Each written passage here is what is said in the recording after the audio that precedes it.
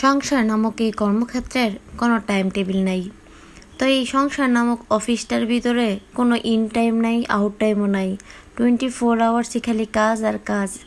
তো hello guys, কী খবর সকলদের? আশা করি সবতে ভালোই আছেন। আলহামদুলিল্লাহ, আমরাও ভালো আছি। সংসার জীবনে পদার্পণ করার পরে সবচাইতে বেশি রিয়েলাইজ কী করি জানেন?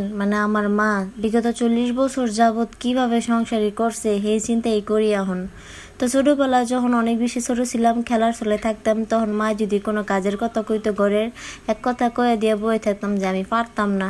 তো ওখানে এই বিষয়টা খুব বেশি আমার কাছে দুঃখ লাগে যে তখন যদি মার একটু কাজে হেল্প করতাম তো মার একটু মনে হয় শান্তি লাগতো, বা মা একটু যদি মনে হয় রেস্ট লইতে পারতো।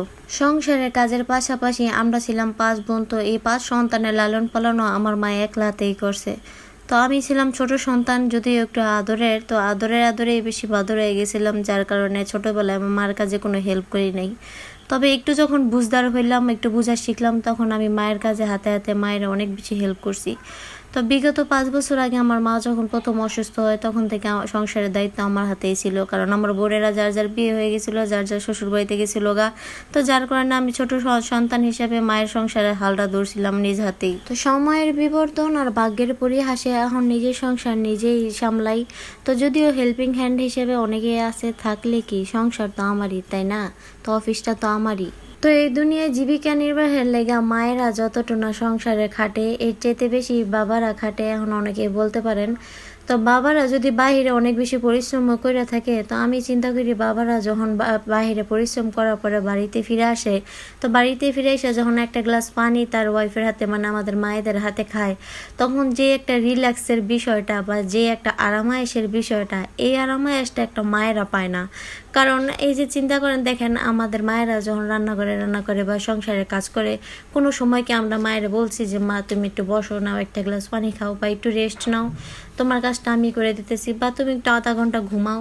এরকম চিন্তা আমরা কেউই কখনোই করি নাই। তো বাবারা দেখা যায় যে অফিস থেকে আসার পরে মেয়েরা আমরা কি করি, যে এক গ্লাস শরবত দেই বা পানি দেই, বাবার ব্যাগটা গুছায় রাখি, বা বাবার কর্মক্ষেত্রে যে টিফিন বাটিগুলো আছে এগুলো গুছায় দিই, বাবার অনেক খাতির যত্ন করি। কিন্তু সেই সেম খাতির যত্নটা মায়েদের করি না, কিন্তু মায়েরাও কিন্তু অনেক বেশি পরিশ্রম করে।